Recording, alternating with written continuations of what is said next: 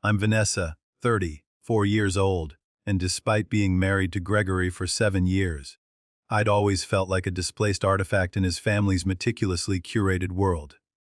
Their annual summer BBQ, a tradition as old and unyielding as the Caldwell name itself, usually filled me with a quiet dread. Yet, last summer, as the scent of grilling meat mingled with the faint perfume of Patricia Caldwell's prize winning roses, I harbored a fragile hope that this time, things might finally be different. Perhaps, I thought, I had finally earned my place. Gregory's sister, Amanda, however, had clearly arrived with an entirely different agenda. While everyone gathered around the expansive picnic table, laden with artisanal cheeses, vibrant salads, and chilled rosé, I decided to take a small, hesitant leap. I just finished a major branding project for that new organic bakery downtown. I offered, trying to inject enthusiasm into my voice. They're having their grand opening next weekend, and the early reviews for their sourdough are already fantastic. Amanda, impeccably dressed as always in a crisp white linen dress, didn't even pretend to listen. She merely smirked, her eyes glinting with a familiar, predatory amusement. Before I could elaborate on the innovative signage I designed or the eco-friendly packaging, she cut me off, her voice a theatrical sigh amplified for the whole table. Honestly, Vanessa, if you disappeared tomorrow, no one would even notice. That's how riveting this conversation is. The sound that followed was a collective eruption of laughter, a tide of mirth that washed over me, cold and isolating. It wasn't just the distant cousins or the business associates, it was everyone. Even Gregory, my husband of 7 years, let out a short, dismissive chuckle, reaching for his beer as if to punctuate the casual cruelty. My face burned, a flush spreading from my neck upwards, but my hands, clasped tightly under the table, turned ice cold. In that precise, agonizing moment, 7 years of accumulated slights, subtle dismissals, and quiet diminishment crystallized into perfect, undeniable clarity. I didn't cry. I didn't storm off. I didn't create a scene that would later be recounted as evidence of my emotional instability or dramatic tendencies. Instead, a strange, resolute calm settled over me. I slowly raised the hot dog I had been absent-mindedly holding, met Amanda's gaze directly across the table, and said, my voice clear and steady, "Challenge accepted." A brief, confused silence fell, thick and heavy. Amanda's smile faltered just for a second. Gregory looked between us, a flicker of something, perhaps mild concern, crossing his features before he, too, seemed to dismiss it. Then, his mother Patricia chirped with practiced ease, "Who's ready for Richard to carve the brisket?" And just like that, the moment passed, seemingly absorbed back into the convivial hum of the party. I moved out that very night. If you're enjoying this story already, drop a comment letting me know where you're watching from. Hit like and subscribe to hear what happened when I reappeared a year later, not as a desperate plea for acceptance, but as an undeniable force to be reckoned with. Gregory and I met during our final year at university, a whirlwind of unexpected connection that felt almost fated at the time. I was a practical, driven student, juggling my graphic design studies with a part-time job at a local coffee shop, meticulously saving every penny to pay my tuition. He, on the other hand, was completing his business degree with effortless ease, fully funded by his affluent parents, the Caldwells, a name synonymous with old money and established influence. Our paths crossed one late night, when he came in for a study session, nursing a single espresso while buried in textbooks. I was reading a worn copy of The Great Gatsby behind the counter, and he struck up a conversation about it, our shared love for literature bridging the gap between our disparate worlds. Our romance blossomed with a rapid intensity that swept me off my feet. Within 3 months, we were inseparable, spending every spare moment together, lost in long conversations and shared dreams. By graduation, he proposed with a diamond ring that, to my astonishment, cost more than my entire accumulated student debt.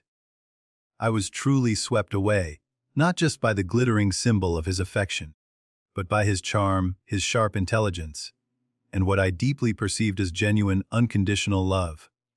When we married a year later, in a grand ceremony orchestrated by Patricia Caldwell herself, I genuinely believed I wasn't just entering a partnership, but a new family. I envisioned a warm, inclusive embrace, a broader tapestry of love and belonging. The Caldwells were, in every conceivable way, the antithesis of my own upbringing. My family was a testament to resilience and hard work. I was raised by a single mother who tirelessly worked 2 jobs, instilling in me a profound understanding of the value of a dollar and the inherent dignity of honest labor. My sister, Olivia, and I shared a cozy, albeit small, bedroom until I left for college, and holidays meant the warmth of homemade gifts, shared laughter over potluck dinners with neighbors, and the comforting scent of freshly baked goods. We built our world on love and ingenuity. The Caldwells, conversely, were affluent, well, connected, and tight-knit in their own particular, almost impenetrable way. Richard, Gregory's father, was a formidable presence, a self-made titan who had built a wildly successful marketing firm from the ground up, a testament to his shrewd business acumen. Patricia, his mother, was the family matriarch, managing their elaborate social calendar with military precision while simultaneously serving on 3 prominent charity boards. Her every movement was graceful, every word measured, a living embodiment of polished perfection. Amanda, Gregory's elder sister, followed dutifully in their father's formidable footsteps, already a junior executive at his company by the age of 27, poised and ambitious. Michael, the younger brother, was ostensibly the family rebel, known for his laid-back demeanor and artistic inclinations. Yet even he somehow managed to effortlessly land a cushy job at his uncle's prestigious investment firm, a clear sign that the Caldwell safety net extended far and wide. When I first visited their sprawling colonial home, nestled within perfectly manicured grounds that seemed to stretch on forever, I felt like I'd stepped directly onto a meticulously designed movie set. The sheer scale and opulence were disorienting. The class differences, though rarely overtly stated, were subtle yet persistent, seeping into every interaction. Patricia would often compliment my graphic design work with a tone that suggested it was a charming little hobby, something cute and diverting, rather than my serious, hard-earned profession. "Oh, how lovely, dear! So crafty!" she'd exclaim, her eyes glazing over before I could even explain the strategic thinking behind a brand identity. Richard, during formal dinners, would frequently explain basic business concepts to me, patiently detailing market segmentation or profit margins, entirely unaware or perhaps simply uncaring that I had successfully run my own freelance design business for years before even meeting Gregory. Amanda, with her saccharine smile and condescending gaze, would, helpfully, correct my pronunciation of French wine varieties or obscure designer names, her voice dripping with fox sweetness that felt more like a slow, insidious poison. "They mean well, Vanessa," Gregory would say, his voice laced with mild exasperation whenever I dared to bring up these infuriating microaggressions. He'd typically be absorbed in his phone, barely looking up. "Amanda's just trying to help you fit in. That's how she shows love." But Amanda's love felt less like a warm embrace and more like a slow, acting toxin, eroding my self-worth with each subtle jab. At our wedding, a day meant for joy and unity, her maid of honor speech included several awkwardly detailed anecdotes about Gregory's ex-girlfriends, a thinly veiled attempt to undermine my position. When we excitedly announced we were buying our first home, a cozy, modern bungalow, she questioned aloud if the neighborhood was really the right fit for a Caldwell, implying it was somehow beneath us. And when I landed a major client, a national lifestyle brand, she wondered aloud, with a fox innocent tone, if they had hired me because of Gregory's family connections, rather than my demonstrable talent and hard work. Despite this constant, insidious chipping away at my confidence, God, how I tried. I volunteered relentlessly for Patricia's numerous charity events, meticulously organizing silent auctions and floral arrangements. I diligently referred clients to Richard's firm, even when it meant redirecting potential work away from my own freelance business. I remembered everyone's birthdays, meticulously selecting thoughtful, personalized gifts months in advance. I laughed, a strained, hollow sound, at their repetitive inside jokes, even when they stung, even when they were clearly at my expense. I consciously dressed differently for family gatherings, abandoning my preferred artistic comfort for their preferred casual elegance. I adopted their vernacular, peppering my speech with phrases like darling and simply divine. And perhaps most painfully, I swallowed my working class pride when conversations inevitably turned to lavish vacation homes, exclusive boarding schools, and the casual dismissals of anything not within their rarefied orbit. For the first few years, I fiercely maintained my freelance design business, building a modest but loyal client list, and gaining some recognition in local circles.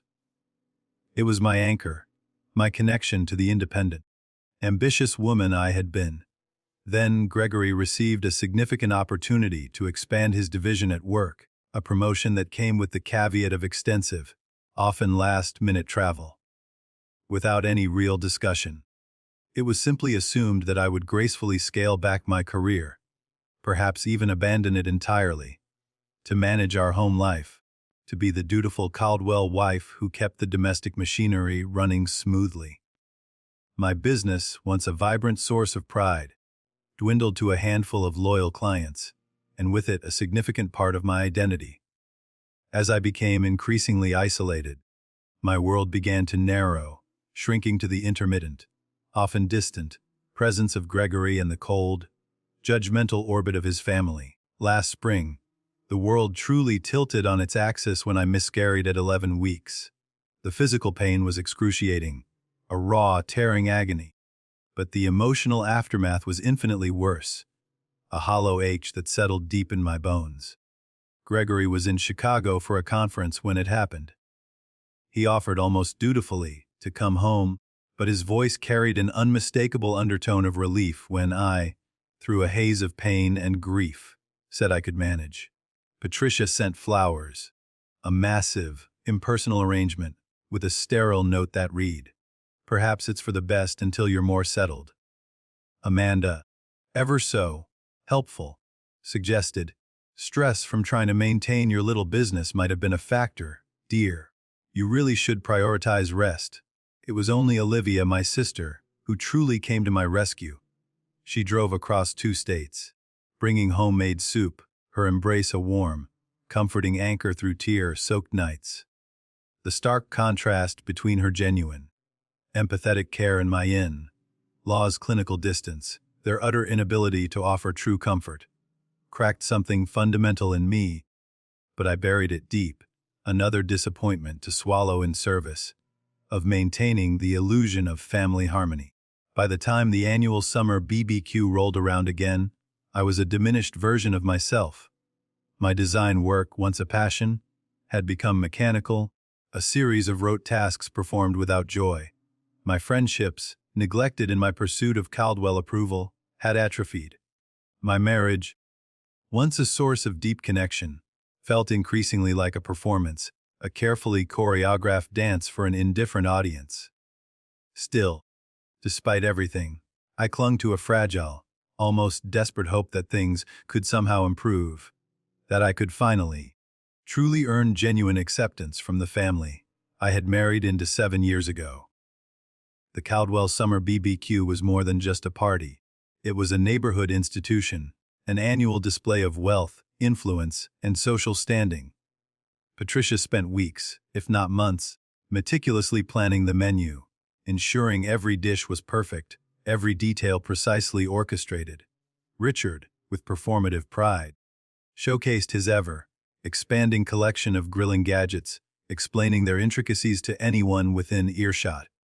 Dozens of family friends, business associates, and local dignitaries milled about their perfectly manicured lawn, sipping expensive cocktails and engaging in hushed, significant conversations.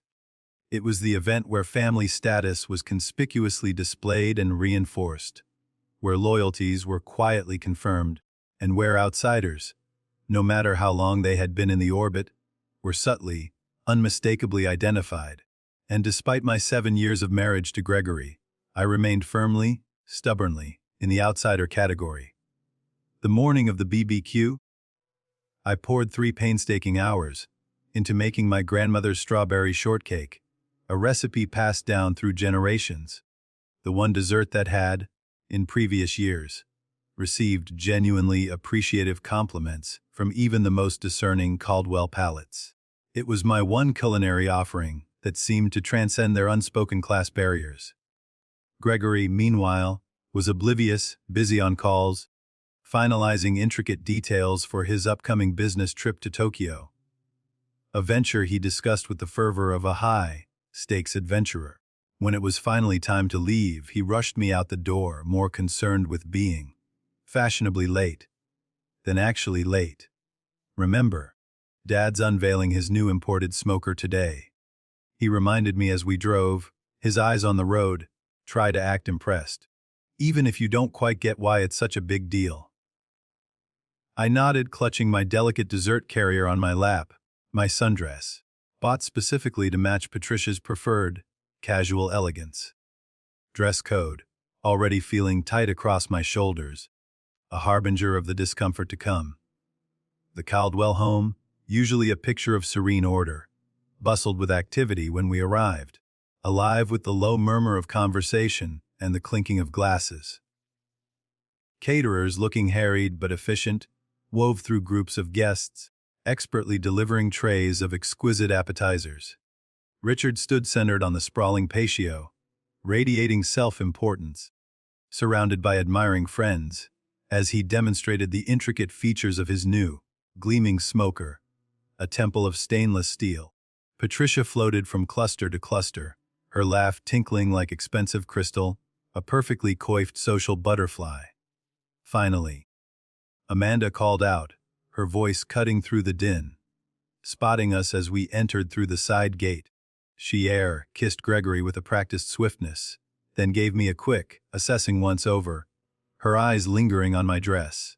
"Vanessa, that dress is so cheerful," she remarked, her tone barely veiled sarcasm. "The kitchen's getting terribly crowded, but I'm sure you can find somewhere to put your contribution." She swept Gregory away before I could even formulate a response, linking her arm through his and launching into an animated story about running into his college roommate, leaving me standing alone, dessert in hand, scanning the vast backyard for a single friendly face. I made my way to the kitchen, a chaotic hub of culinary activity, where Patricia, ever the general, was directing the catering staff with precise, almost military instructions. "Oh, Vanessa, dear," she said, noticing me hovering uncertainly in the doorway, "you didn't need to bring anything. We have the patisserie handling desserts. You know." She gestured vaguely toward a shadowy corner of the pantry. "But how thoughtful. Perhaps put it there for now." I placed my carefully crafted strawberry shortcake on a crowded shelf, already crammed with other contributions from guests apparently not deemed worthy of public display. As I exited the kitchen, I distinctly overheard Patricia instructing a server, her voice loud and clear, to make ample room for Amanda's authentic tiramisu, right at the center of the dessert table. A familiar pang of dejection settled in my stomach. The next 2 hours passed in a blur of polite, strained smiles and truncated, one-sided conversations. I'd start chatting with one of Gregory's distant cousins, only to have them expertly pulled away by Patricia, who needed them to meet someone incredibly important.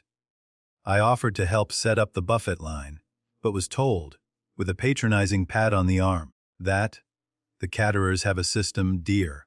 I tried joining a conversation about recent films, my knowledge extensive, but couldn't get a single word in edgewise. my voice simply lost in the cacophony of their self-referential discussions. Michael's wife, Charlotte, however, received entirely different treatment, despite being married into the family for only 2 short years. Patricia proudly introduced her to everyone as Charlotte, the brilliant pediatric surgeon, her voice swelling with unmistakable pride. Amanda, to my astonishment, included Charlotte in elaborate reminiscences about family vacations she couldn't possibly have attended, weaving her into the Caldwell narrative with seamless ease. Even Richard, who rarely engaged within laws beyond a perfunctory nod, asked detailed, genuinely curious questions about her demanding work. The contrast was not lost on me. Nor was the subtle irony that Charlotte looked almost as uncomfortable with the overwhelming, effusive attention as I was with the stark, consistent lack of it. When lunchtime arrived, a welcome reprieve, Gregory finally reappeared at my side, having spent the entire morning deep in conversation with his father's powerful business associates. "Having fun?" he asked, not waiting for an answer before gently guiding me toward the elaborate buffet line, his hand briefly on my back. We filled our plates, a colorful array of gourmet salads and perfectly grilled meats, and joined the main table on the patio. I ended up seated between Gregory's elderly Uncle Frank, who was charming but quite hard of hearing, and a space left conspicuously open for Amanda, who was still meticulously serving herself, her plate a work of art. Gregory sat directly across from me, already engrossed in an animated conversation with Richard about the intricacies of Japanese business etiquette, a world away from my quiet corner. Amanda finally arrived, a vision of confident elegance, setting her meticulously arranged plate down with a soft clink. Instantly, she commanded attention, launching into an amusing anecdote about a celebrity she'd spotted at her exclusive gym. Charlotte asked appropriate, engaging questions. Patricia beamed with maternal pride. Even Uncle Frank shifted forward, cupping a hand to his ear, eager to hear her better. During a brief lull, a tiny window of opportunity, I saw my chance. "I just finished a branding project for that new bakery downtown," I offered, hoping to steer the conversation toward something I was genuinely passionate about. "They're having their grand opening next weekend, and the early buzz is really positive." Amanda's eyes narrowed slightly, a subtle shift that indicated her full, unwelcome attention. "How nice," she drawled, her tone dripping with feigned politeness. "Is that the place with the tacky neon sign? I drove past it yesterday. Rather an eyesore." "The signage is actually vintage-inspired," I explained patiently, my voice still trying for measured enthusiasm. "The owners wanted to honor the building's history as one of the first." "Oh, Vanessa," Amanda interrupted with a theatrical sigh, cutting me off mid-sentence, her voice rising slightly. "If you disappeared tomorrow, no one would even notice." That's how boring this conversation is. The table erupted in laughter. It wasn't just a polite titter, it was a wave of genuine, uninhibited mirth. Patricia tittered delicately behind her napkin, her eyes crinkling with amusement. Richard guffawed, a deep, booming sound that shook the table. Even Gregory, my husband, let out a casual, almost absent-minded chuckle, reaching for his beer as if to punctuate the casual cruelty. Uncle Frank, who likely hadn't heard the specific comment, joined in automatically, his cheerful "Who? Echoing the general merriment. The sound surrounded me like cold water, shocking my system, stealing the breath from my lungs. I felt simultaneously hyper, visible, every eye on me, and utterly, completely invisible. My existence utterly discounted. My face burned with humiliation, but my hands, clasped tightly under the table, turned ice cold. In that precise, agonizing moment, 7 years of accumulated slights, subtle dismissals, and quiet diminishment crystallized into perfect, undeniable clarity. I didn't cry. I didn't storm off. I didn't create a scene that would later be recounted, embellished, and distorted as further evidence of my emotional instability or dramatic tendencies. Instead, a strange, Resolute calm settled over me. Slowly, deliberately, I raised the hot dog I had been absent-mindedly holding, a mundane object transformed into a symbol of defiance. I met Amanda's gaze directly across the table, my eyes steady, unblinking, and said, my voice clear and steady, cutting through the lingering echoes of laughter, challenge accepted. A brief, confused silence fell over the table, thick and heavy. Amanda's confident smile faltered, just for a second, her eyes widening slightly. Gregory looked between us, a flicker of something, perhaps mild concern or confusion, crossing his features before he, too, seemed to dismiss it, unable to identify the tectonic shift that had just occurred. Then, his mother, Patricia, ever the master of social recovery, chirped with practiced ease, "Who's ready for Richard to carve the brisket? It's looking absolutely divine!" And just like that, the moment passed, seemingly absorbed back into the convivial hum of the party, leaving me to process the quiet revolution that had just taken place inside me. For the remainder of the afternoon, I observed rather than participated. I watched, a detached anthropologist, how easily they all moved through their world of assumed privilege and inherent belonging, their comfort almost frightening in its effortlessness. I noted how Gregory seamlessly blended with his family, his laughter echoing theirs, occasionally throwing me an absent smile, a gesture of distant acknowledgement rather than connection. I cataloged every subtle slight, every overt exclusion, every moment I was spoken over or around, every instance my presence was merely tolerated rather than celebrated. Most importantly, I listened. I listened to the quiet, insistent voice inside me, a voice that had been whispering for years, a barely audible murmur beneath the cacophony of Caldwell expectations. Now, finally, it was loud enough to hear, clear and undeniable. You deserve better than this. By the time we gathered our things to leave, the sun beginning to dip below the horizon, painting the sky in shades of orange and purple, my decision was made, absolute, unwavering. The only question remaining was how to implement it with the strategic precision it deserved.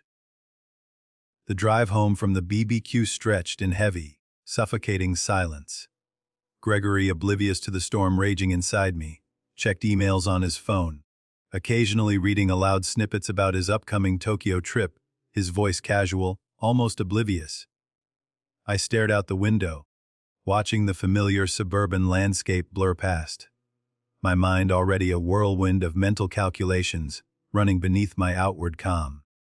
When we finally reached our driveway, pulling up to the familiar facade of the house we had shared for 5 years, he seemed, for the first time, to notice my unusual quiet.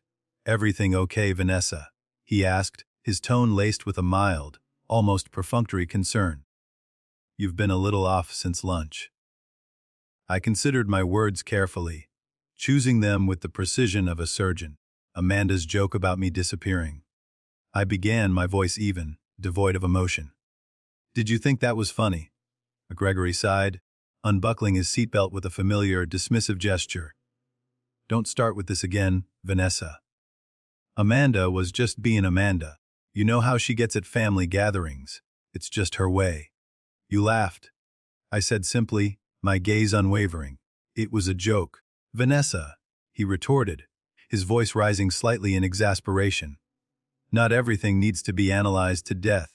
It's just a family thing." He got out of the car, effectively ending the conversation, leaving me sitting there, the unspoken weight of his indifference heavy in the air.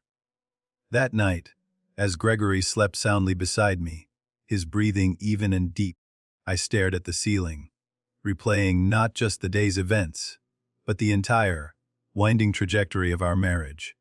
I thought about the bright, ambitious, fiercely independent designer I'd been when we first met, brimming with creative energy and professional aspirations.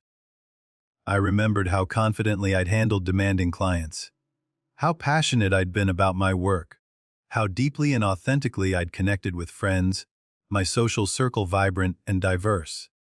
Somewhere along the way, slowly, insidiously, I'd started believing the subtle, pervasive message the Caldwells had been sending that I was incredibly lucky to be among them, that my inclusion in their world was conditional upon my constant compliance, that my inherent worth was determined solely by their dismissive assessment.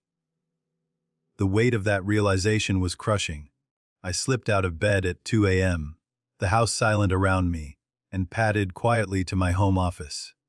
I opened my laptop, the screen a sudden, stark light in the darkness, and began methodical, almost clinical research. Bank accounts, apartment listings in Seattle, where Olivia, my sister, lived, transportation options, cost of living comparisons. By dawn, as the first gray light crept through the blinds, I had a rudimentary but surprisingly solid plan. Gregory left for a morning golf game with Richard, his father, a ritualistic bonding experience. He kissed me absently on his way out the door, a fleeting peck on the cheek, his mind already on his game. The moment his car pulled away from the driveway, its engine fading into the quiet suburban morning, I began executing my plan with surprising clarity and an almost surgical precision. First, I called Jessica, my college roommate, who had remained fiercely loyal despite my increasing isolation within the Caldwell orbit. "I need a massive favor, Jess," I said, my voice hushed but firm when she answered, her voice still thick with sleep. "Name it," she replied without hesitation, her unwavering loyalty a comforting anchor. "I'm leaving Gregory. Today. Can you come help me pack the essentials?" 2 hours later, Jessica arrived, a force of nature with coffee, an arsenal of packing supplies, and fierce determination in her eyes. We worked efficiently, a silent, symbiotic rhythm forming between us. We identified what I truly needed versus what could be replaced, prioritizing clothes, personal documents, irreplaceable mementos, and, crucially, my essential design equipment. "I can store whatever doesn't fit in your car at my place,"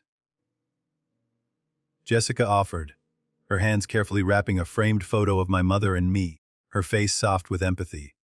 While Jessica organized the physical items, I handled the financial separation, a methodical act of disengagement. I transferred exactly half of our joint savings into my personal account, not a penny more, despite the tempting surge of vindication. I paid my share of the monthly bills that were immediately due, ensuring I left no outstanding obligations. I made a detailed list of subscriptions and services to transfer or cancel, meticulously severing every financial tether. By mid-afternoon, my car was packed, the trunk filled with the distilled essence of my life, the physical manifestations of my past, and the few necessary tools for my future. Jessica hugged me fiercely before getting into her own vehicle. "Call me when you're settled for the night," she instructed, her eyes shining with pride. "And Vanessa, I'm proud of you, really proud." Alone in what had been our home for 5 years, a quiet stillness settling over the rooms, I wrote Gregory a letter. I kept it simple, direct, devoid of accusations or dramatic flair, stating only that I needed time away to reevaluate our marriage, to rediscover myself outside of its confines. I explained that I had taken only what was indisputably mine, leaving everything else intact, and had contributed to outstanding bills. I explicitly asked for space and no contact, while I sorted through my feelings, emphasizing my need for self-reflection. Crucially, I did not share my destination.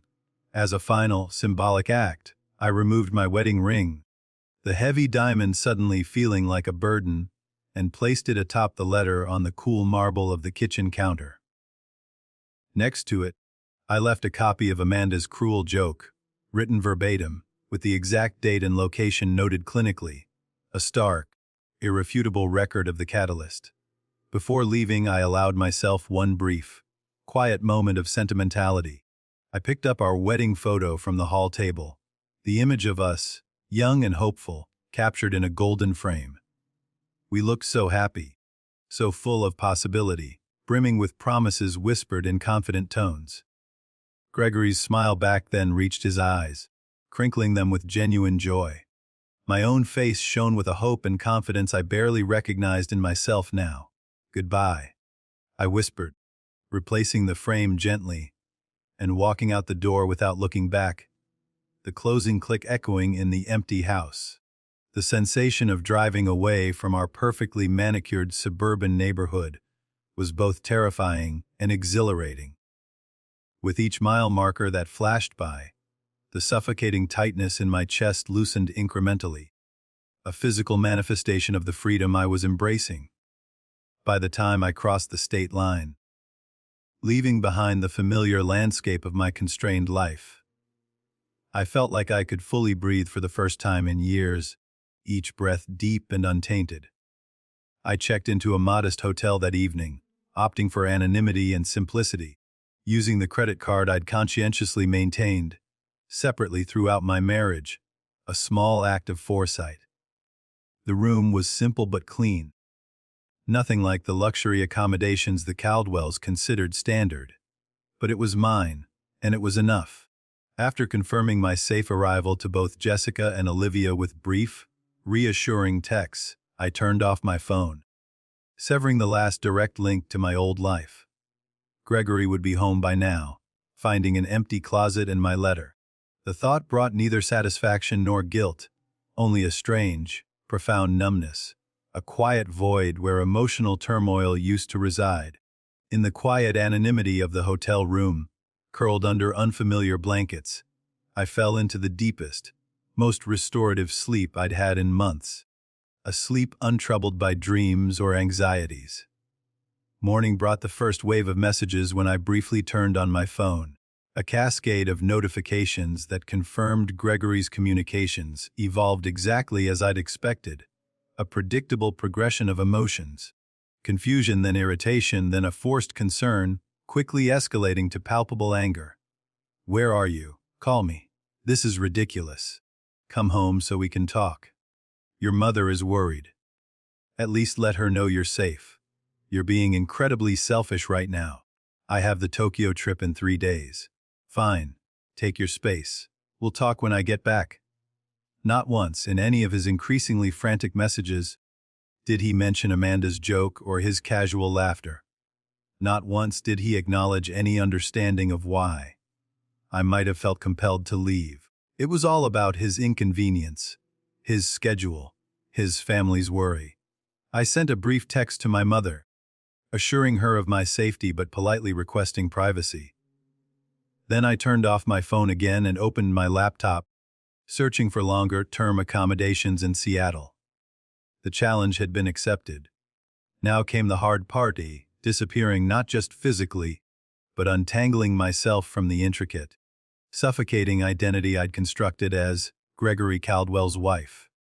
I was about to find out if Amanda was right, if my absence would go completely unnoticed, or if I could rebuild a life where my presence mattered. On my own terms, Seattle welcomed me with 3 days of continuous, cleansing rain, as if washing away the residue of my old life. Olivia, my unwavering sister, had already found me a perfect month-to-month furnished apartment in her neighborhood, a tiny studio, slightly worn but brimming with character, boasting charming bay windows that looked out onto a tree-lined street and creaking floors that whispered stories of past inhabitants. After the sprawling suburban house Gregory and I had shared, a testament to Caldwell grandeur, the compact space should have felt claustrophobic. Instead, it felt like a snug, protective cocoon, a haven of personal space.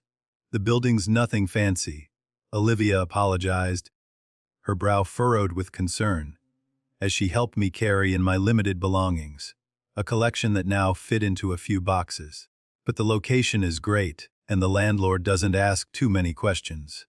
It's perfect, I assured her, running my hand along the worn but solid kitchen counter, a small, genuine smile gracing my lips.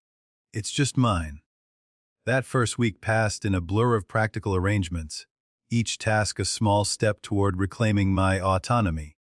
I opened a new bank account at a local credit union, establishing a clean financial slate. I set up mail forwarding through Jessica's address, rather than leaving a direct trail to my new location. I purchased a new phone with a Seattle area code, a symbol of my new, untraceable beginning.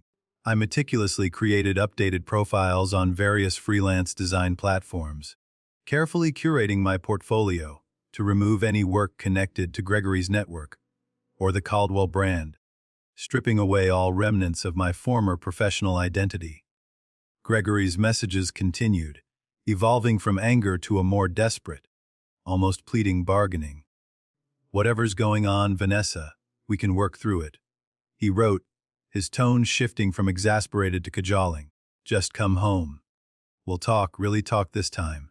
I maintained my silence, not out of cruelty, but out of a fierce, hard-won self-preservation. Every time I considered responding, every time a flicker of old habit tempted me, I remembered the cold, echoing laughter around that picnic table, the years of subtle diminishment, the gradual erosion of my identity. His words now sounded hollow, utterly disconnected from the reality of our shared past.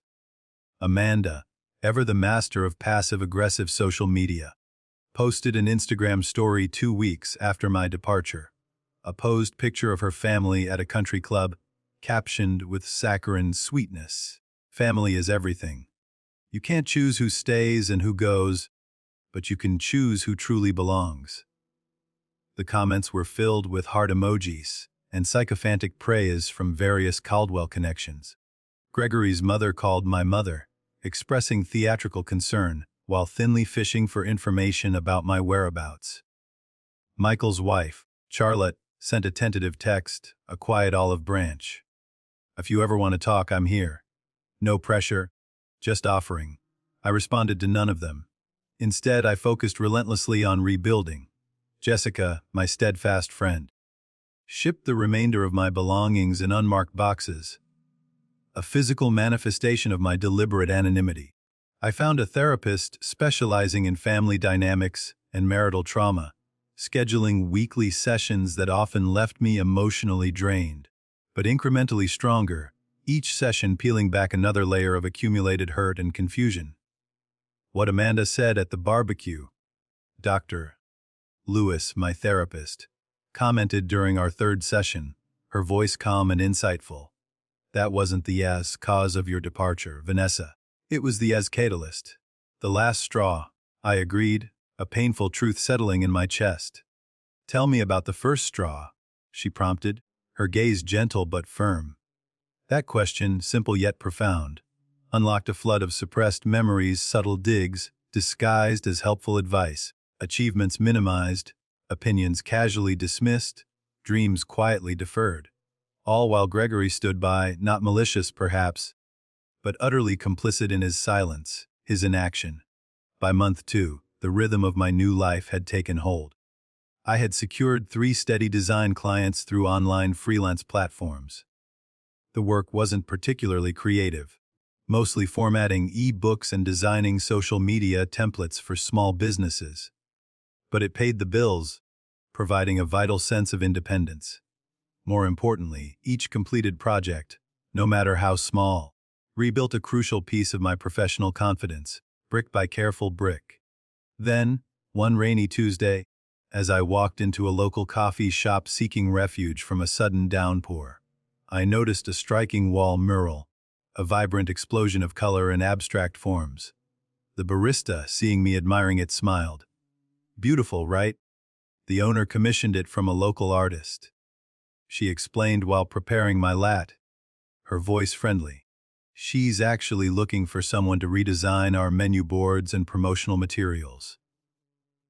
An hour later, I was sitting with Eleanor Marshall, the 50-something owner, a woman with silver, streaked hair pulled back in a no-nonsense bun and a straightforward, unpretentious manner that was immediately refreshing.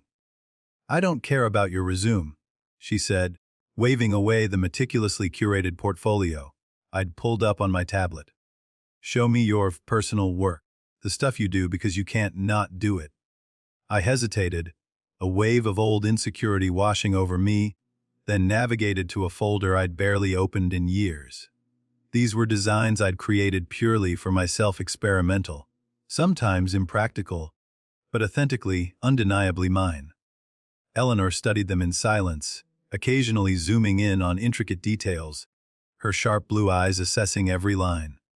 "You've been hiding," she finally said, looking up, her gaze direct. "These are good, really good, but recent." "No," I admitted, my voice barely a whisper. "I haven't done work like this in years." "Why not?" The question was simple. Deceptively so, but it struck like a physical blow, unlocking a torrent of long-suppressed truths. I found myself telling Eleanor an abbreviated version of my story. The creative passion I'd once had, the gradual, almost imperceptible sublimation of my unique style to suit the conservative Caldwell aesthetic, the slow, agonizing surrender of my artistic voice. Eleanor listened without interruption, her expression thoughtful, then nodded once. "You're hired for the menu project," she said, her voice firm, but on one condition. "What's that?" "You do one personal piece, something purely your own, every week. Bring it when we meet. I don't care if it's good or finished. I care that you're finding your voice again." Eleanor became more than a client. She became a mentor, a force of nature who pushed me to reclaim my creative courage with blunt, honest feedback and unexpected, powerful encouragement. Through her, I connected with other local business owners needing design work, projects that excited me, that stretched my artistic boundaries. My calendar slowly filled with projects that engaged rather than depleted me, each one a testament to my burgeoning confidence. Meanwhile, Gregory's attempts at contact became less frequent, his initial persistence replaced by a weary resignation. The divorce papers I filed through my lawyer were met with a barrage of calls that I didn't answer, my resolve unwavering. Eventually, his attorney connected with mine, and the proceedings moved forward with a clinical efficiency, Gregory's initial resistance giving way to a grudging acceptance. 4 months into my new life, a life I was actively constructing, I allowed myself a cautious peek at social media, a relic of my past. Gregory's profile showed him at a company event, smiling blandly beside a woman I didn't recognize, her arm linked through his. Richard had posted about the Tokyo expansion, tagging Gregory with proud father emojis. Amanda, predictably, shared multiple photos from a family dinner, captioned with a smug, "Missing no one." The confirmation stung less than I expected. In fact, it brought not pain, but a strange sense of liberation. Amanda had been right, after all. My disappearance had barely caused a ripple in the Caldwell family pond. But somehow, this validation, this confirmation of their indifference, made me feel lighter, unburdened. I was no longer defined by their perceptions, their limited gaze. 6 months to the day after leaving, a thick envelope arrived, containing the finalized divorce papers. Gregory had signed without contesting the straightforward division of assets. We'd negotiated through our lawyers, a clean, efficient process. No alimony either way. A clean split of joint property, complete separation going forward. His only personal communication was a brief, almost apologetic note. "I still don't understand Vanessa, but I won't fight you anymore." That evening, standing in front of my bathroom mirror, I picked up a pair of shears and cut my hair, shedding the long, often restrictive style Gregory had always preferred for a modern, asymmetrical bob that framed my face with renewed energy. The woman who stared back seemed both familiar and new, thinner perhaps, with faint lines around her eyes, but with a clarity of gaze, a spark of determined autonomy I hadn't seen in years.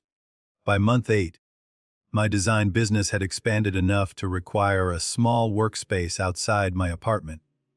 I rented a desk in a cooperative creative studio, a vibrant, buzzing hub surrounded by other independent artists and entrepreneurs. For the first time since college, I had colleagues who genuinely valued my input, who challenged my ideas on an equal footing, who celebrated my successes as their own. When the anniversary of my departure approached, a quiet milestone, I no longer needed to check social media to know what the Caldwells were doing. They had receded from my daily thoughts, becoming characters in a story I'd lived through rather than active, looming presences in my life. Meanwhile, my new world continued expanding, unfurling like a vibrant canvas. A branding project for a local artisan food company won regional recognition, propelling my name into new circles. My redesign of Eleanor's coffee shop attracted attention from a prominent lifestyle magazine, resulting in a glossy feature. A comment I made during a design workshop, a casual observation, led to an unexpected invitation to speak at a prestigious creative conference. 1 year after Amanda's fateful, cruel joke, I was no longer invisible. I had built a life where my presence was not only noticed but valued, where my voice was heard rather than interrupted, where my contributions were recognized rather than dismissed. The challenge had been met, but the story, I realized, wasn't over yet. It was just entering a new, unforeseen chapter. The email from Westwood Creative arrived exactly 2 weeks after the fateful BBQ that had changed everything. The subject line was innocuous enough, seeking designer for national campaign. But the content sent a jolt, a surprising tremor, through my system. Your work for Rainier Artisanal Foods caught our attention. It read, their words precise and professional. We're developing a national campaign for Sheffield consumer brands, and believe your aesthetic would be perfect for the project. Initial meeting next week if interested. Sheffield Consumer Brands. The name clicked instantly. It was a major subsidiary of Caldwell Marketing Group, Richard's company. The coincidence seemed too precise, too perfectly timed to be accidental. I immediately called Eleanor, who had become far more than a client over the past year. She was my most trusted sounding board, my mentor, my friend. It could be completely legitimate. She reasoned, her voice calm and pragmatic, after I explained the unsettling connection. Your Rainier campaign was featured in 3 industry publications, Vanessa.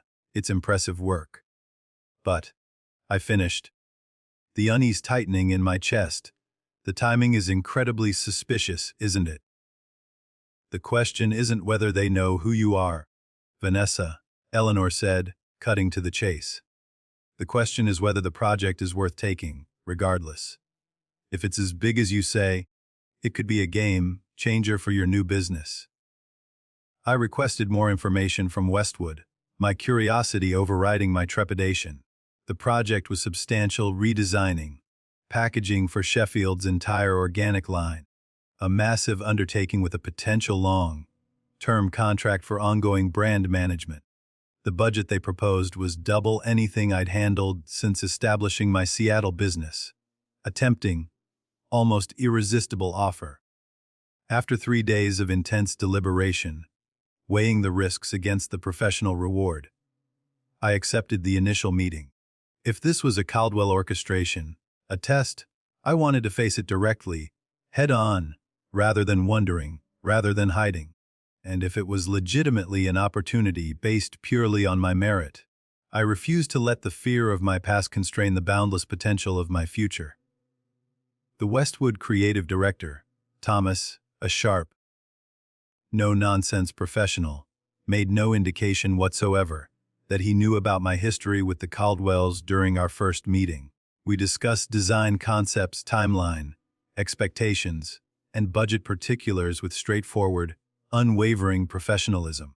When I asked about client involvement, he mentioned only that Sheffield executives would review major milestones. No specific names mentioned. I accepted the project, establishing clear boundaries about communication channels and approval processes, protecting my autonomy. For 3 weeks, everything proceeded normally, almost too normally. My preliminary designs received positive feedback. The timeline remained perfectly on track. No Caldwell names appeared on any correspondence, internal or external. Then came the announcement. Sheffield Consumer Brands would be prominently featured at the annual Marketing Innovation Gala, a prestigious industry event, unveiling their rebranded organic line as part of their major presentation. As the lead designer for the campaign, my attendance was not just encouraged, it was highly recommended. The gala was a major industry event, a glittering showcase of innovation and influence. Precisely the type of opportunity my rebuilding career desperately needed to elevate to the next level. It was also, with a sudden, chilling realization, exactly the sort of function the Caldwells never missed. Richard considered these networking evenings essential to maintaining the family's business prominence and social standing. Gregory had always dutifully followed his lead, a loyal son and employee. "You have three options," my therapist, Dr. Lewis, observed during our session that week, her voice calm and analytical. "You can decline to attend and potentially limit your professional growth. You can attend and attempt to avoid the Caldwells, which may prove stressful and ultimately futile, or you can attend and prepare to engage with them on your terms. What would you do?" I asked, looking for a definitive answer. "Doctor." Lewis smiled slightly, her eyes twinkling. "I'm more interested in what Vanessa, today, would do, as opposed to Vanessa from a year ago." The question lingered, echoing in my mind, as I left her office. Last year's Vanessa, the one who had swallowed microaggressions and yearned for acceptance, would have either declined the event entirely, fleeing from potential confrontation, or attended as Gregory's apprehensive shadow, dreading Amanda's barbed comments and Patricia's conditional, withholding approval. But I wasn't that person anymore. The following morning, I emailed Thomas confirming my attendance. Then I made an appointment with a personal stylist recommended by Olivia, and deliberately set aside a generous portion of the Sheffield advance payment for an outfit that would serve as both armor and announcement, a statement of my new, unyielding identity. The evening of the gala arrived with an unexpected, almost serene calmness. I surveyed my reflection in the hotel room mirror, a quiet assessment of the woman staring back. The tailored jumpsuit in a deep emerald green, custom-fitted, managed to be both sophisticated and strikingly distinctive in a sea of predictable black dresses. My bobbed hair, precisely cut, was now accented with subtle caramel highlights that caught the light. The designer shoes, my one significant splurge, added 3 inches of confidence to my height, making me feel taller, more grounded. Most transformative, however, was the expression in my eyes. There was no anxiety, no apology, no tremor of past insecurity. Just a steady readiness for whatever the night might bring, a quiet knowing. The venue was a magnificently restored historic theater downtown, its grand lobby transformed for the event with strategic, warm lighting and minimalist floral arrangements that enhanced rather than overwhelmed the architecture. I checked in at the registration desk, accepting my name badge, feeling the cool weight of it, and the signature cocktail offered by circulating waitstaff. I had barely taken 2 sips when Thomas, the Westwood creative director, appeared at my elbow, already introducing me to a cluster of influential industry executives. Their business cards, crisp and professional, disappeared into my clutch as we discussed emerging design trends and market demographics. I found myself speaking with easy authority, my opinions met with thoughtful nods rather than polite dismissal, my voice strong and unwavering. 40 minutes into the event, I was deep in conversation with a prominent magazine editor, discussing the future of digital branding, when I felt a subtle but unmistakable shift in the room's energy. A collective murmur, a ripple of recognition. I didn't need to turn to know that the Caldwells had arrived. Richard's booming, distinctive laugh, echoing above the general din, confirmed it moments later. I maintained my position, finishing my point about consumer psychology with a poised certainty, before excusing myself gracefully to visit the bar. As I waited for a sparkling water, a cool, refreshing antidote to the warm, buzzing room, I carefully scanned the room. Richard and Patricia stood near the grand entrance, holding court among a circle of admirers, their presence commanding attention. Amanda wasn't immediately visible, and then I saw Gregory, standing slightly apart from his parents, looking thinner than I remembered and somehow diminished, despite his perfectly tailored suit. Our eyes met across the crowded space, a direct, undeniable connection. His widened in unmistakable shock, his lips parting slightly as if to speak, despite the distance between us. I held his gaze steadily, neither smiling nor frowning, my expression neutral, then deliberately turned my attention to the bartender, thanking him for my drink, a subtle but firm boundary. The first direct encounter came minutes later. Richard, a formidable presence, approached while I was examining the event program, his posture rigid. "Vanessa," he said, his tone conveying neither warmth nor hostility, just a flat, almost surprised recognition. "Quite a surprise." "Richard." I nodded, meeting his gaze directly, my voice calm and professional. "I'm the lead designer for Sheffield's organic rebrand." He blinked, momentarily disconcerted by my calm demeanor, my unflustered presence. I hadn't made the connection.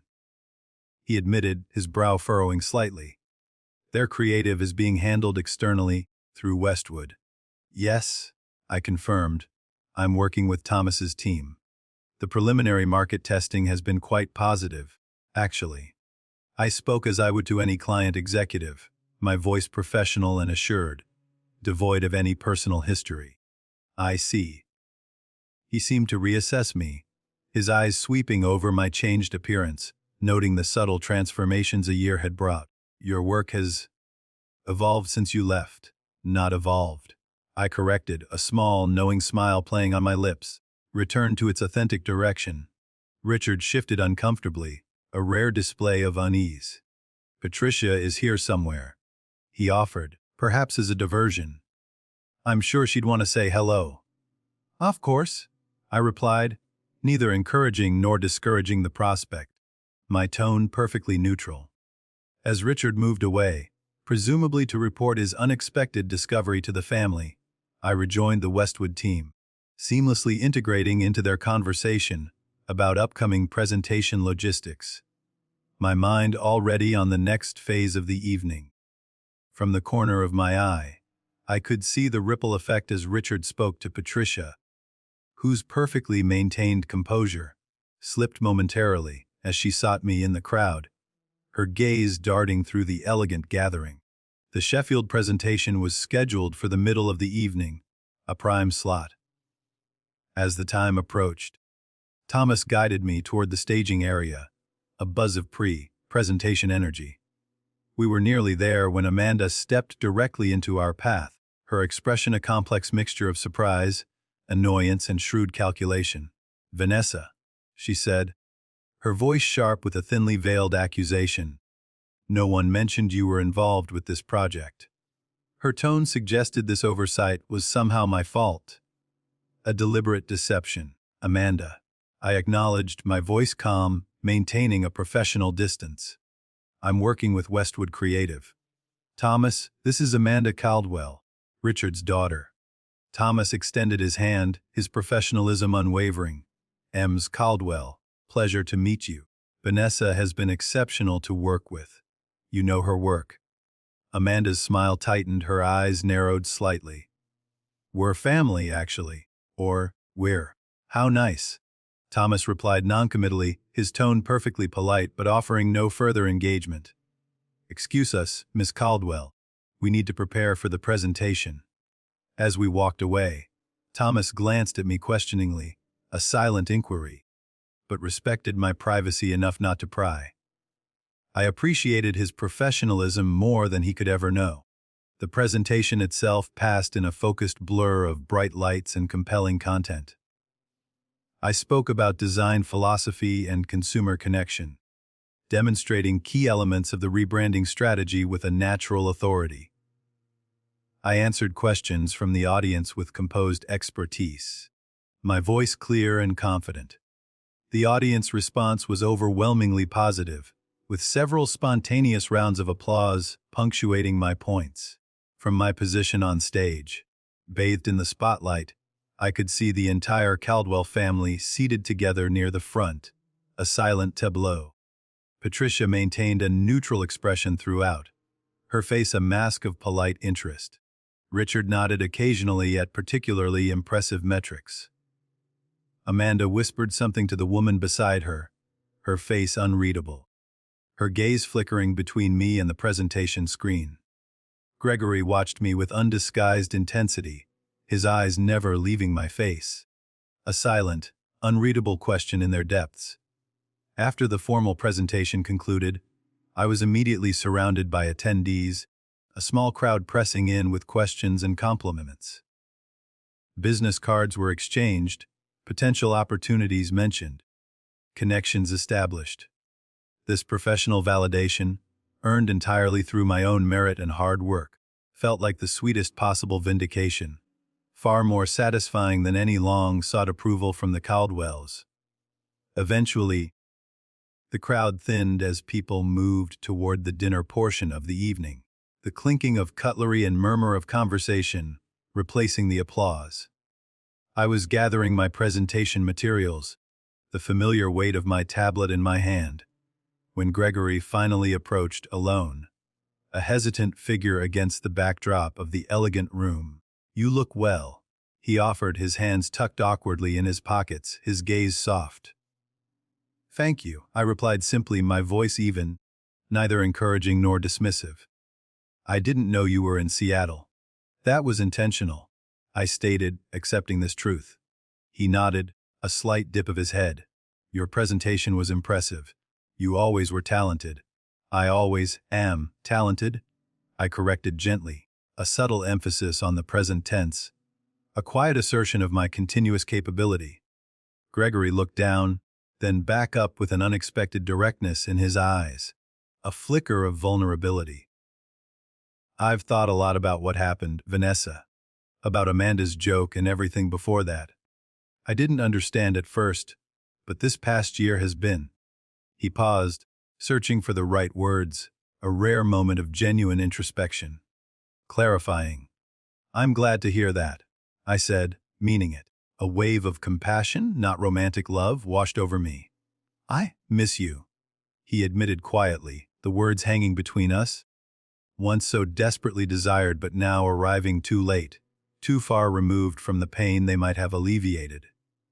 I felt no triumph in his regret, no vindictive pleasure in his loneliness. Just a calm certainty that I'd made the right choice for myself, a choice that had led to my freedom. "I need to join my team for dinner," I said, my voice neither cruel nor encouraging, simply stating a fact. "Will you be at tomorrow's workshop?" "Yes," he replied, a hopeful note in his voice. "I'm presenting the digital integration segment." He nodded again, a flicker of relief crossing his face. "Maybe we could get coffee afterward, just to talk." I considered his request, weighing it against my own emotional landscape, the boundaries I had so carefully constructed. "I can spare half an hour," I conceded, a gesture of professional courtesy, nothing more. Relief flickered across his face, stark and undeniable. "Thank you." As I turned to leave, Patricia appeared as if from nowhere, materializing at Gregory's elbow, her social smile firmly in place, a mask of polished perfection. "Vanessa, darling," she trilled, her words perfectly chosen, conveying charm and warmth. Yet her tone betrayed her discomfort, a brittle edge beneath the sweetness. "What an absolute delight to see you thriving." "Patricia," I acknowledged, offering a polite nod. "I hope you're well. We've all missed you at family gatherings," she continued, the practiced lie falling easily from her lips, an automatic reflex. "No one makes strawberry shortcake quite like yours, you know."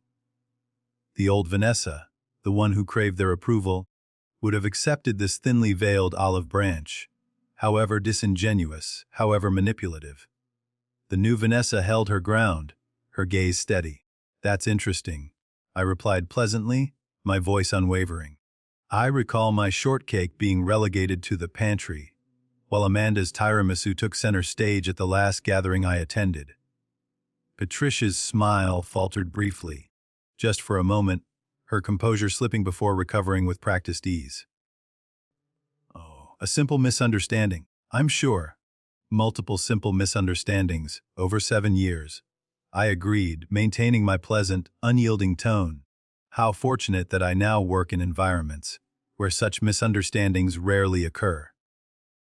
before Patricia could formulate a response. The event coordinator announced dinner seating. I excused myself with polite finality, turning away from the Caldwells and joining the Westwood team at their assigned table across the room. A clear physical and emotional boundary established. The remainder of the evening passed without further direct interaction, though I occasionally caught Gregory watching me from afar, his gaze lingering. As the event concluded, I declined the team's invitation for after-party drinks, preferring the quiet completion of returning to my hotel room alone, savoring the hard-won peace. In the tranquil privacy of my room, I kicked off my designer shoes, their elegant height no longer needed, and stood at the window, gazing out at the glittering city lights spread below like a vast, sparkling tapestry. The confrontation I'd half dreaded, half anticipated for months had come and gone, leaving me not depleted, but strengthened, invigorated. I had faced the Caldwells not as an apologetic outsider, desperate for validation, but as a successful professional in my own right, confident in my value. Amanda's challenge, if you disappeared tomorrow, no one would even notice, had precipitated not just my physical departure, but a complete, profound reinvention. The final, poignant irony was that by disappearing from their world, by actively removing myself from their narrative, I had become more visible, more authentically present in my own. The morning after the gala dawned with unexpected sunshine, streaming through my hotel room curtains. A bright, optimistic start to the day. I prepared for the day's workshop with methodical focus, selecting a professional but comfortable outfit, reviewing my presentation notes over room service coffee, a quiet ritual of preparation. The Sheffield marketing workshop was being held in the hotel's conference center, a more intimate, focused setting than the previous night's sprawling gala. As I arranged my materials at the presenter's table, familiarizing myself with the setup, I spotted Richard engaged in intense conversation with Thomas near the refreshment station. Their discussion appeared business-like, professional, but not tense, suggesting a collaborative rather than contentious exchange. Attendees gradually filtered in, networking over pastries and coffee, before finding their seats, the room filling with a low hum of anticipation. I was reviewing my slide deck one final time, making last-minute mental notes, when Amanda entered, scanning the room with calculated casualness until her gaze landed, inevitably on me. After a moment's hesitation, a subtle pause, she approached, her coffee cup clutched perhaps too tightly in her hand. "Good morning," she offered, her tone carefully neutral, devoid of its usual bite. "Thomas speaks very highly of your work." "Thomas is an excellent creative director," I replied, acknowledging her comment but redirecting the praise. "The entire Westwood team has been exceptional to work with." Amanda shifted her weight slightly, her eyes still assessing me. "I didn't realize you'd established yourself in Seattle. Your presentation last night was impressive." Coming from Amanda, this reluctant acknowledgement was practically effusive praise, a concession she clearly struggled to make. I thanked her with simple courtesy, neither overreacting to the compliment nor dismissing it entirely. "Father is considering bringing the entire Sheffield account in-house after this campaign," she continued, watching me closely, her voice casual but deliberate. "He's been impressed with the direction." I understood the subtext immediately. If Sheffield became a direct Caldwell marketing client, my work, my contributions, would either disappear entirely, swallowed by their internal structure, or be attributed solely to their in-house team, my name erased. The old insecurity flickered briefly, a phantom pain, before I extinguished it with a firm resolve. That would be Richard's prerogative as Sheffield's parent company. I said evenly, my voice calm and professional. However, Westwood has contractual provisions regarding creative attribution that are quite specific. Thomas is particularly careful about protecting his designer's work. Amanda's expression tightened almost imperceptibly, a flash of frustration. Before she could respond, the workshop facilitator called for everyone to take their seats, bringing our conversation to an abrupt, professional end. It was a far cry from our last interaction over hot dogs and cruel jokes, a testament to the distance I had traveled. The morning sessions proceeded efficiently, with insightful presentations on market analysis and consumer demographics. My segment on digital integration strategies was scheduled just before the lunch break, a prime slot. As I took the podium, adjusting the microphone, I noticed Gregory slipping into the back of the room, clearly having timed his arrival for my presentation. I delivered my content with confident expertise, demonstrating how the packaging designs incorporated augmented reality features and seamlessly connected to the broader digital ecosystem. My passion for the subject evident in my voice. The question period afterward was lively, with engaged participants and thoughtful discussion. When Richard himself from the front row asked a detailed question about implementation timelines, I answered with specific benchmarks already agreed upon with the Sheffield team, my knowledge and preparedness undeniable. As attendees broke for lunch, a hungry murmur filling the room, Gregory made his way toward me, but was intercepted by a Sheffield executive with urgent questions about the presentation. I used the opportunity to step outside for fresh air, needing a moment away from the concentrated Caldwell gravitational pull. The hotel's courtyard garden provided a quiet respite, a serene oasis amidst the professional buzz. I had just settled on a cool stone bench when Patricia appeared on the pathway, her expression suggesting our meeting was an coincidental occurrence. "You've always had excellent timing for escapes," she observed, her voice light, smoothing her skirt as she sat beside me, uninvited but undeniably present. "I prefer to call it recognizing when I need space," I replied, my gaze steady. Patricia studied me with new, surprising attention, her eyes assessing. "You've changed," she remarked, a note of genuine observation in her voice. "I've reverted," I corrected, a small, knowing smile playing on my lips, "to the person I was before I started trying to fit into spaces that weren't designed for me." She sighed lightly, a faint, almost imperceptible sound. "Families are complicated, Vanessa, especially established ones like ours. There are expectations, traditions, ways things have always been done." "I'm aware." I acknowledged, my tone devoid of accusation. "I spent 7 years observing those traditions, 7 years trying to meet those expectations. Perhaps we weren't always as welcoming as we could have been." Patricia conceded, her voice softer than usual, the closest thing to an apology I had ever heard from her. But disappearing without a word was rather dramatic. "Don't you think?" I turned to face her directly, my posture straight. "I left a detailed letter for Gregory. I ensured all financial obligations were properly handled. I made a clear, adult decision to remove myself from a situation that had become harmful to my well-being. There was nothing dramatic about it." "Gregory was devastated," she countered, her voice regaining a touch of its former frost. "Gregory was inconvenienced." I corrected gently, the distinction clear. "There's a difference." Patricia's perfectly maintained facade cracked slightly, a visible tremor of frustration. "You have no idea what this past year has been like for him. For all of us." "You're right," I acknowledged, a quiet truth in my voice. "Just as you have no idea what the previous 7 years were like for me." We sat in tense silence for a moment, the weight of unspoken resentments heavy in the air. Before I continued, my voice measured.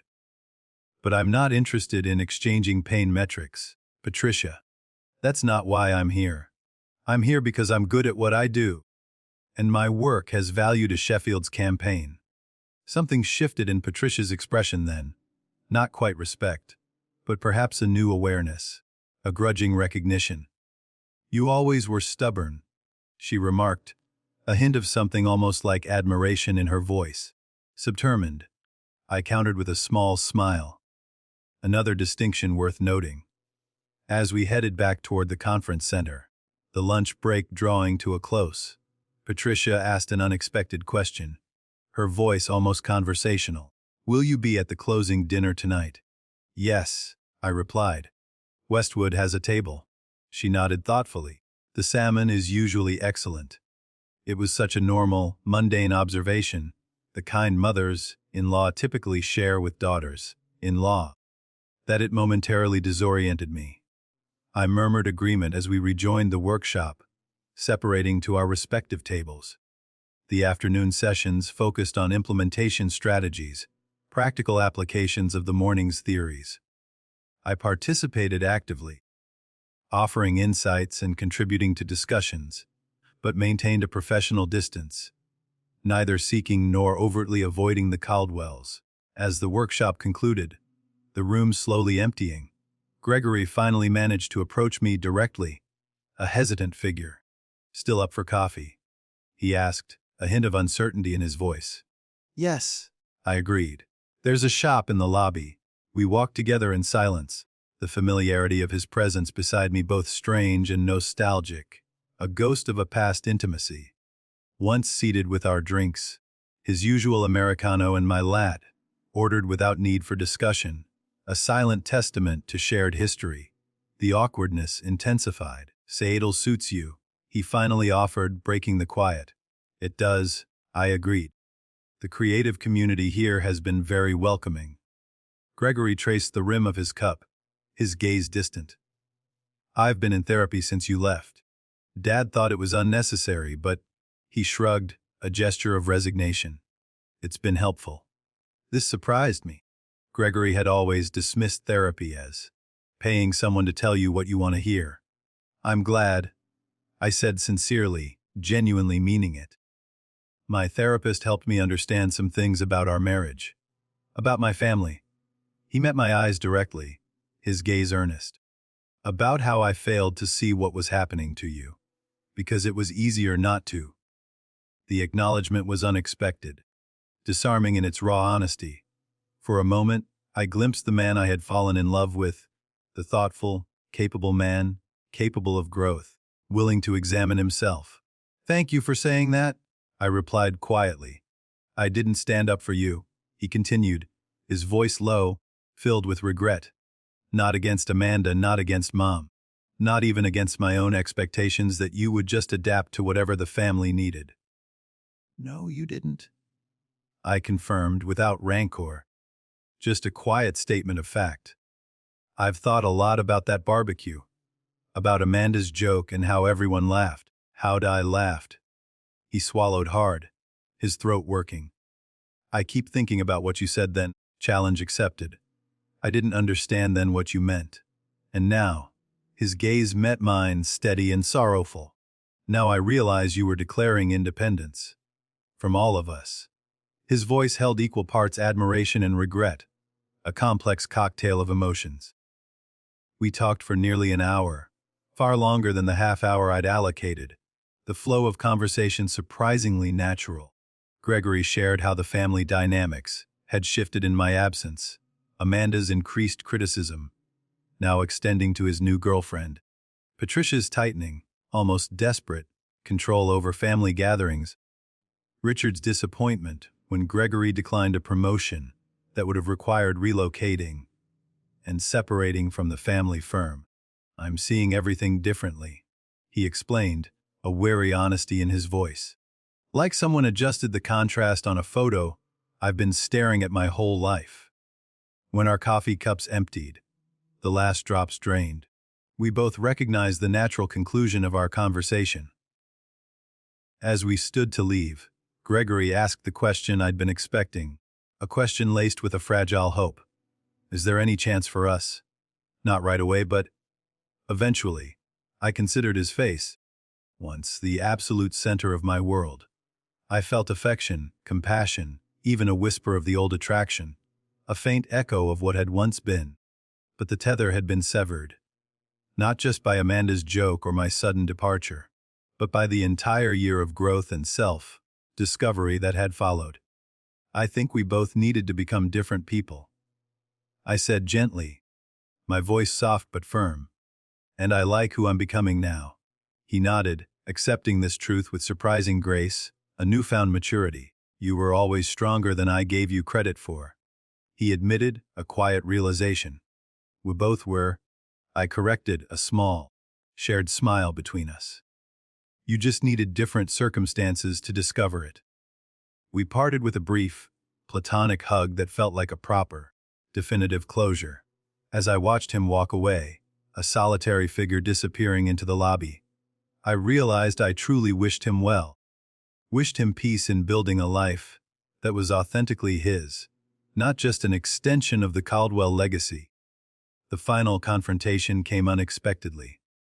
As I was collecting my portfolio from the conference room, preparing to leave for the day, Amanda entered, her purposeful stride suggesting she'd been waiting for this precise opportunity to catch me alone. I need to ask you something, she said without preamble, her voice direct, almost challenging, and I'd appreciate an honest answer.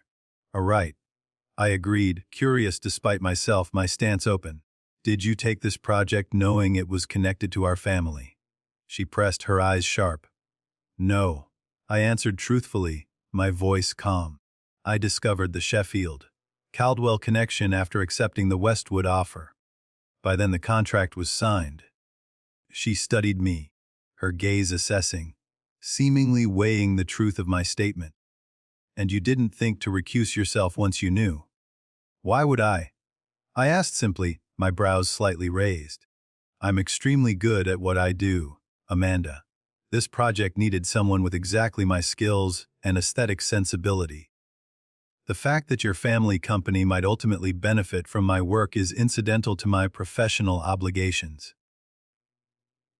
So it's just coincidence that exactly 1 year after you disappeared, you reappear working on a project connected to us. She countered, a hint of suspicion in her voice. I had to smile at her persistence, her ingrained need to find a hidden motive. Life rarely arranges itself with such perfect symmetry, I acknowledged. But yes, essentially, I don't believe in coincidences that convenient, she scoffed. What would be the alternative explanation? I asked, my voice even, inviting her to articulate her theory. That I orchestrated an elaborate year-long plan, building an entirely new career in another city, establishing relationships with agencies unconnected to your family, all culminating in this specific project, just to spite you. That would be giving you far more space in my thoughts than has actually been the case, Amanda. The blunt assessment landed visibly. Amanda blinked, perhaps for the first time considering that she might not have been central to my decisions at all. At the barbecue, she said after a pause, her voice softer, almost hesitant. When I made that joke, it was just a joke. I never thought you'd actually leave. It wasn't just a joke, Amanda, I replied, my tone conversational rather than accusatory, devoid of bitterness. It was the articulation of something you'd been communicating for years, that I was dispensable, forgettable, unimportant, and you weren't wrong in a way. In the context of your family, I was those things. What I needed to discover was that there are contexts where I'm not. Amanda's composure slipped momentarily, revealing something rarely seen in her, a flicker of genuine uncertainty, almost vulnerability. Gregory hasn't been the same since you left, she remarked, her gaze distant. Gregory is finding his own way, I replied, a quiet truth. As am I. And there's no chance of reconciliation. The question seemed driven by family concerns, by a desire for things to return to their prescribed order, rather than genuine care for either Gregory or me. We've reconciled in the only way that matters, I said, a sense of quiet peace in my voice. We've both acknowledged the truth of our marriage and found peace with its ending. Amanda nodded slowly, absorbing this finality, the definitive conclusion. As she turned to leave, she paused at the door, her hand on the frame. Your presentation yesterday. It was genuinely good work. I would have said so regardless of who you were. Coming from Amanda, this professional acknowledgement, unprompted, represented a fundamental shift. a grudging but real recognition of my merit. I thanked her with simple sincerity, neither overvaluing the compliment nor dismissing it. As I left the hotel to prepare for the evening's closing dinner, a strange lightness settled over me.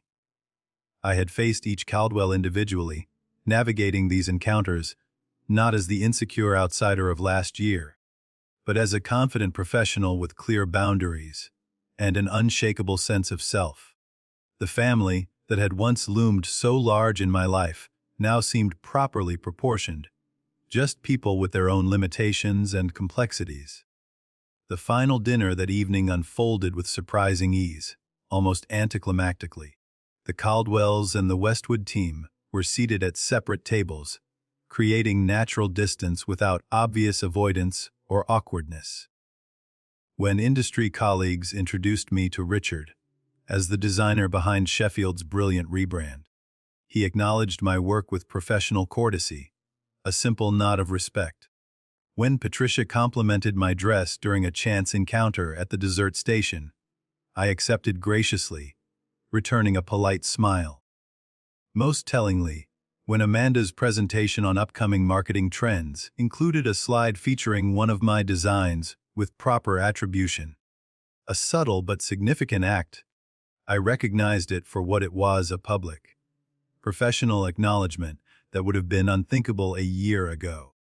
As the evening concluded, I exchanged contact information with several potential clients, confirmed next steps with Thomas, and said appropriate goodbyes to industry colleagues.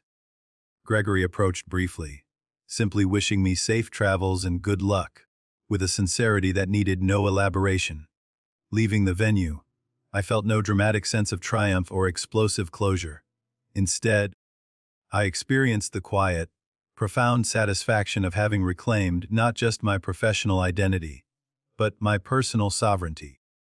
The Caldwells were now simply people I had once known intimately, who now occupied an appropriate, smaller space in my past rather than an outsized significance in my present. Amanda's challenge, if you disappeared tomorrow, no one would even notice, had been not just accepted, but transcended. I had disappeared from their world, only to reappear transformed in my own. 1 month after the marketing conference, I sat across from Eleanor at our regular corner table, in her bustling coffee shop, the scent of roasted beans and warm pastries comforting and familiar. Seattle rain tapped gently against the windows, creating a cozy backdrop for our conversation. So, the Sheffield campaign officially launches next week, Eleanor noted, refilling my cup from the ceramic pot between us. That must feel incredibly satisfying after everything. It does, I agreed, a genuine smile gracing my lips. Thomas called yesterday to say early retailer response has been overwhelmingly positive. They're already discussing extending the rebrand to additional product lines. And the Caldwell connection? She inquired, her eyes knowing. I considered the question thoughtfully, stirring my coffee. It's become professionally cordial. Richard's marketing director reached out about potentially collaborating on future projects through proper channels, with clear contracts. I haven't decided yet whether to pursue it. That's quite an evolution, Eleanor observed, a hint of admiration in her voice. From family outcast to sought after professional resource. Life has interesting symmetries sometimes, I acknowledged with a small, knowing smile. The truth was, the Sheffield project had marked a definitive turning point in my career. The visibility of the campaign had attracted attention from a flurry of other potential clients, expanding my network exponentially. My portfolio now included work that truly reflected my authentic design voice, bold and uncompromised, rather than watered-down compromises crafted to suit others' expectations. Most importantly, I approached each new opportunity with clear boundaries and an unshakable confidence in my own value, no longer seeking external validation. The divorce had been finalized with surprising smoothness, a testament to Gregory's newfound acceptance.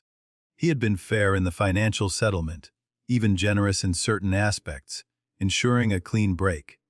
We maintained no direct contact, but our respective lawyers reported professional cooperation throughout the process, minimizing any lingering acrimony. My only personal request, keeping my original engagement ring that had belonged to my grandmother, rather than the Caldwell family diamond Gregory, had later insisted I upgrade, was granted without argument, a small but deeply meaningful victory. My regular therapy sessions with Dr. Lewis continued, though we had reduced the frequency from weekly to bi-weekly. Our conversations had evolved from processing acute, emotional trauma to exploring healthier patterns for future relationships and continued self-discovery, delving into the nuances of my reconstructed identity. The interesting thing about healing, Dr. Lewis had noted in our last session, her voice profound, is that it's rarely a return to your previous state.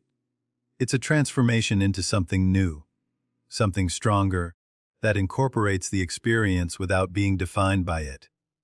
This observation resonated deeply as I navigated my reconstructed life. I wasn't trying to recapture who I'd been before meeting Gregory. I was integrating that younger self's passion and confidence with the wisdom and boundaries earned through difficulty. Jessica visited Seattle for a long weekend, her excitement palpable, marveling at the profound changes in both my external circumstances and my internal landscape. "You laugh differently now," she observed during a hike through Discovery Park, the vast expanse of green reflecting the open space within me. "More from your belly, less from your throat. That's oddly specific," I teased, feigning surprise. "But accurate," she insisted, her eyes serious. "You used to laugh like someone who needed permission. Now you laugh like someone who's giving herself permission." These subtle transformations accumulated gradually, weaving themselves into the fabric of my daily life.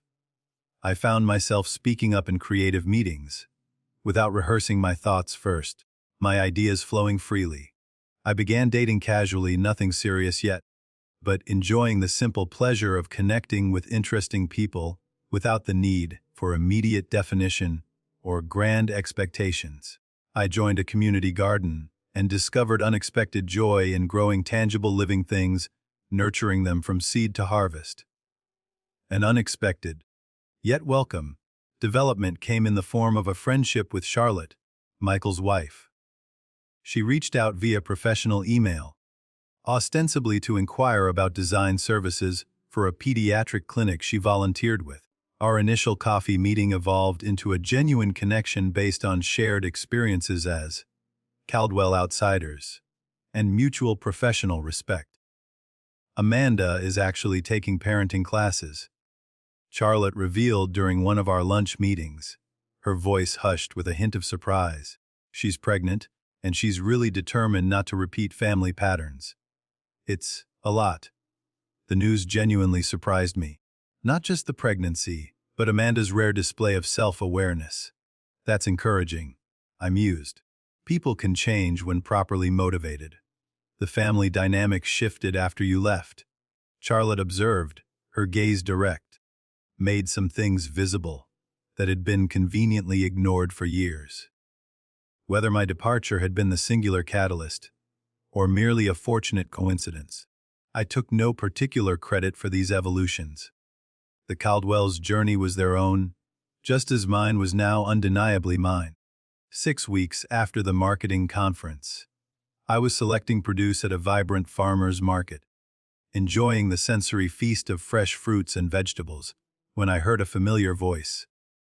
Amanda stood at the next stall, carefully examining artisan cheese. Her pregnancy was visible now, creating a softer, more rounded silhouette against her typically tailored appearance. Our eyes met with mutual recognition, a brief moment of quiet acknowledgement. After a moment's hesitation, she approached. "Vanessa," she said, her voice surprisingly tentative. "I didn't know you shopped here." "Every Saturday," I confirmed.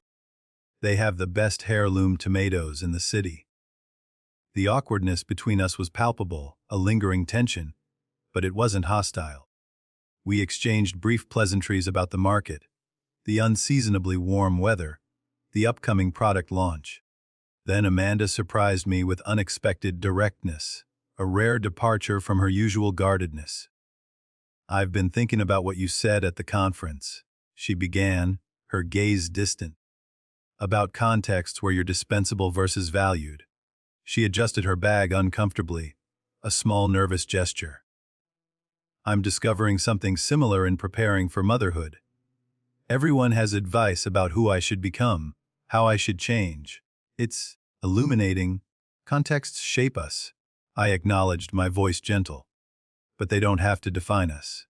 Amanda nodded thoughtfully. "The parenting class Charlotte probably told you about. It's helping me recognize some patterns. Things I never questioned because they were just normal in our family." I heard the unspoken comparison to my own journey of recognition and separation, a parallel she was beginning to draw. "Self-awareness is powerful," I offered a simple truth. "Yes." She hesitated, then added with uncharacteristic vulnerability, her voice almost a whisper.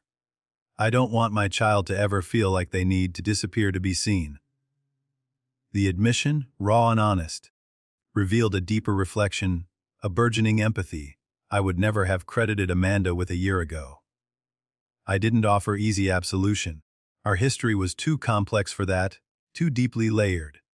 But I did offer simple human acknowledgement. "That's a good place to start," I said, a quiet understanding passing between us. We parted with no dramatic reconciliation, no promises of future connection. Just a moment of genuine communication between two adults, sharing a brief, unexpected intersection in life's unpredictable journey. Walking home with my market purchases, the vibrant colors of the produce a testament to tangible growth. I reflected on the strange, winding trajectory that had brought me from the Caldwell barbecue to this quiet, confident present moment. The challenge Amanda had unknowingly set that day, if you disappeared tomorrow, no one would even notice, had indeed been the catalyst for a profound, life-altering transformation. I had disappeared from a life where I was diminished, unheard, and undervalued, only to reappear, transformed and vibrant, in one where I was celebrated, respected, and undeniably seen. I had lost a family that required my conformity, my constant performance of a prescribed role, only to build a community that celebrated my authenticity, my unique voice. I had abandoned a false sense of security that came with endless compromise, embracing instead the uncertain, exhilarating adventure of self-determination. Last week, a significant milestone, I had closed on a small house near the water. Nothing grand by Caldwell standards, but perfectly suited to my needs, filled with natural light, and purchased entirely through my own earnings. A tangible symbol of my independence, as I arranged my furniture and hung artwork selected solely for my own pleasure. For the quiet satisfaction it brought me, I experienced a profound sense of having created not just a home, but a life that was genuinely, undeniably my own, built on my own terms. The greatest irony of Amanda's cruel joke was that by truly disappearing, by removing myself from the narrative others had imposed upon me, I had become more visible than I'd ever been. To colleagues who valued my creativity, to friends who appreciated my authentic self, and most importantly, to myself. The challenge had been not just accepted, but transformed into an unexpected gift, a path to my true self. That evening, as Seattle's skyline glittered against the darkening water, a million lights reflecting in the gentle ripples, I opened my journal and wrote the reflection that had been forming for months, a culmination of my journey. "Sometimes," I penned, my hand steady, "we must disappear from others' narratives to discover our own. The most powerful response to being unseen is not demanding vision from blind eyes, but finding the context where our true selves are not just visible, but celebrated. The opposite of disappearing isn't being noticed. It's becoming so fully present in your own life that external validation becomes unnecessary." The woman who had raised a hot dog in Defiant toast 1 year ago, burning with humiliation, could never have imagined the journey ahead, the liberation that awaited. The woman writing these words now, grounded and resolute, could never return to who she had been. And in that transformation lay not tragedy, but triumph, the quiet, sustainable victory of reclaiming one's own life, one's own story. Have you ever had a moment when someone's cruel words actually pushed you to make a life-changing decision? I'd love to hear your stories in the comments below. If this resonated with you, please like, subscribe, and share with someone who might need to hear that sometimes walking away is the strongest move you can make. Thank you for listening to my journey, and remember, your worth is never determined by those who fail to see it.